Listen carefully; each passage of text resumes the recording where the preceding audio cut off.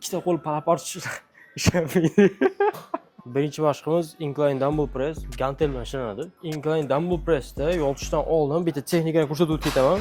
Yotganda bel ko'tariladi tepaga. Ya'ni bunday emasda, tekis emasda bel ko'tariladi.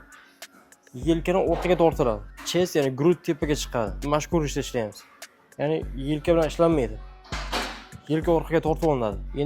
Endi dumbbell bilan ko'rsatib beraman. Belni tortdik. Yelkani orqaga tortdik. Endi nafas bilan sekin tushadi. Nafas olinadi shu yerda. Sekin tushadi. Tez chiqadi. Texnika bilan bajariladi. Shoshish kerak emas. Ikkita qo'l teng tushadi. Teng tushib, teng chiqadi. Eng muhim qoida unutmaslik kerak, tushish muhim, tushish.